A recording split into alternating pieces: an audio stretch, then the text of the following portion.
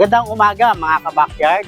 Okay, mag-update lang muna tayo dito sa ating farm regarding dun sa aking guppy breeding project, kung ano na ang status ngayon. Okay mga ka-backyard, puntahan muna natin yung ating mga batya. Ayan, pasensya na ha, medyo nag-uulan-ulan ngayon, pero yung ulan na to ay isang blessing. Bakit ba blessing ang ulan na to? Ayan, puntahan natin yung ating mga halaman. Kasi last week nanunuyo na to, itong mga halaman na to dahil sobrang tindi ng sikat ng araw, tsaka hindi na kinakaya ng pagdidilig. Kaya kita nyo naman yung parte doon, tuyong-tuyo na. Tapos ito, hindi na masyadong lumalago.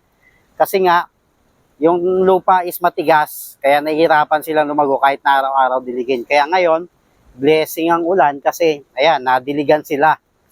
Nadiligan yung ating mga halaman ng libre. Ayan. Ayan, maraming salamat po sa paulan. Ayan. O yan, kita nyo naman, yung mga nanunuyo na mga halaman, medyo gumaganda ulit. Yung mga nagbibitak na lupa, ayan, parang lumalambot na. Dito kasi nagbibitak yung mga lupa niyan. So far ay maganda. Ilang araw na nag-uulan, kaya blessing dito sa farm natin itong ulan. So puntahan natin yung ating mga guppies na binibreed, yung ating breeding project sa batya na aking binili. Ito muna yung ginawa kong project dito, yung nilagyan ko ng lupa at saka ng buhangin itong isang langgana. Ayan, nakita nyo, medyo malinaw na. Ayan, lumilinaw na talaga siya. Tsaka nilagyan ko na ng isda yan. May mga red balloon platy. Nasa ilalim kasi kaya hindi masyadong kita. Ayan. Dito, itong pool gold natin hindi pa nanganganak. Etong koi, platinum koi, wala pa rin.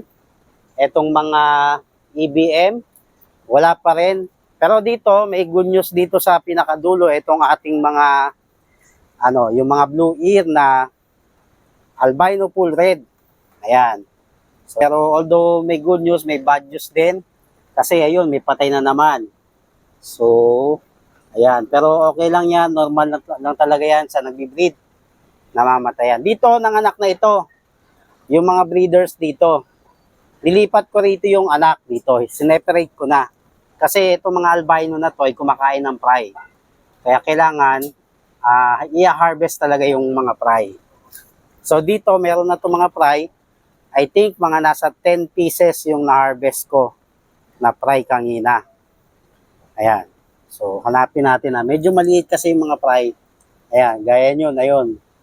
Ayan, yan, may fry. So, lumalangoy. Okay, nandun sa ilalim, meron din, ayun. Ayan, yan. Oh.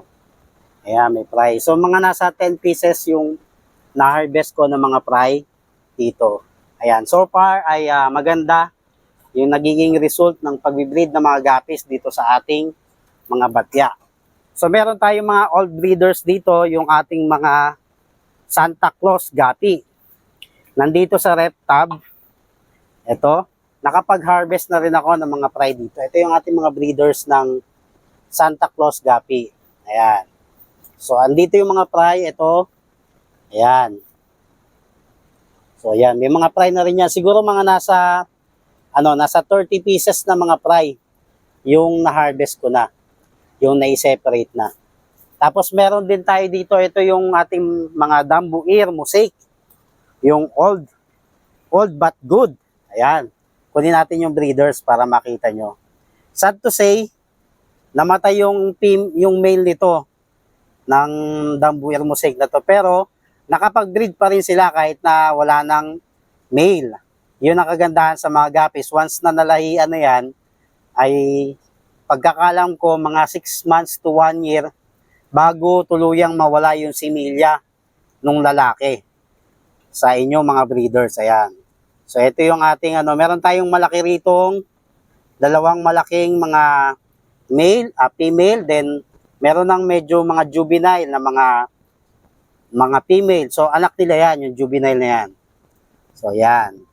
So dito nakapag-harvest na ako rito. Andito banda, dito ko nilagay. Nasa umabot din ng mga 30 mahigit yung mga fry na nakuha ko dito. Ayan, nasa ilalim kasi, ayan. Ayan, kita nyo naman sa Ayan, yan. Naglilitawan na sila. Okay, ayan.